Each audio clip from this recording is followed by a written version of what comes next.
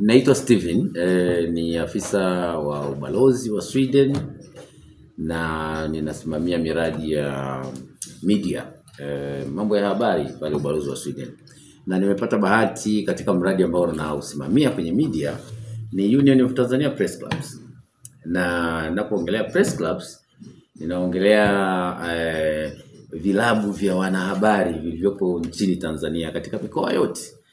Lakini kwa bahati leo nimeweza kutembelea Iringa Press Club, na kitu kimoja ambacho nimefurahi sana kuona kwenye Press Club ya Iringa ni jinsi wanavyokuwa.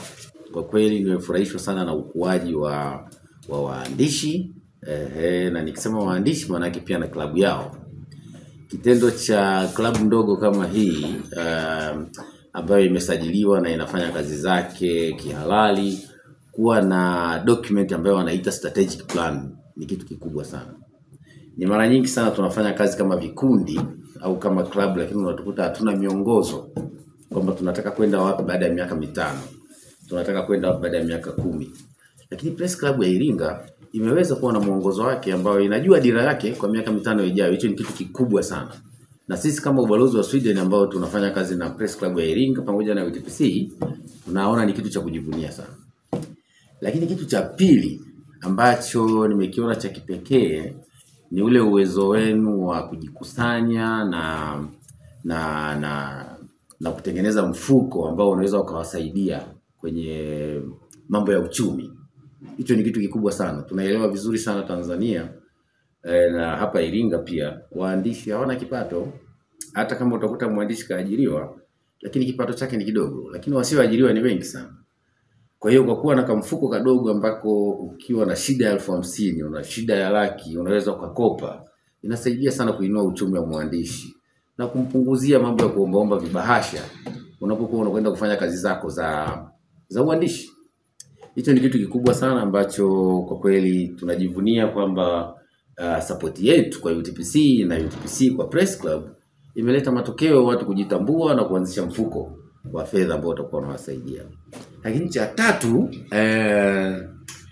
nimeona mmeanza kuhama sasa waandishi, mmeanza kuhama kwenda kwenye teknolojia. Unajua mimi huwa na msemo wangu nasema lazima siku moja uweze kutoka kwenye manyo uende kwenye digital. Lugha nyingine wanasemaga analog to digital. Kwa hiyo ninaona Iringa wamefanya transition vizuri sana. Wametoka kwenye kipindi ambacho sio lazima uandike sana kwenye makaratasi. Sasa hivi teknolojia imekuwa. Wana online TV, Mkombozi, IPC Mkombozi online TV. Ni kitu kikubwa sana hiki na kwa uzuri nimeweza kuona leo kushuhudia kwamba kuna 6,000 subscribers. Kwa wiki hii tu kuna watu karibu 300,000 viewers wameingia kwenye TV na kujionea mambo ambayo waandishi wa habari wanafanya. Kwa hiyo kwa ufupi mimi ninaona makuzi Press Club imekuwa kwa kiasi kikubwa sana, na sina mashaka kwamba siku moja nikaona Press Club inajitegemea na UTPC wanakaa pembeni wanasema sasa mmekuwa waandishi mnaweza mkajitegemea mkafanya kazi wenyewe na mkajiregulate wenyewe. Sitashangaa kwenye hilo. Nini kifanyike? Nafikiri kikubwa ambacho mimi nina hamu sana kuona waandishi wote wanafanya Tanzania na Press Club zote, sio tu kuandika habari, sio tu kufanya reporting.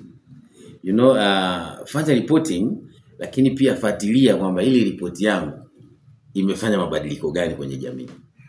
Ile ripoti yangu imembadilisha mama gani maisha yake ya kila siku. Ile ripoti yangu imembadilisha mtoto maisha yake kiasi gani ya kila siku. Ile ripoti yangu imebadilisha mawazo ya serikali kwa namna gani. Kuna jinsi tunasahau kidogo waandishi.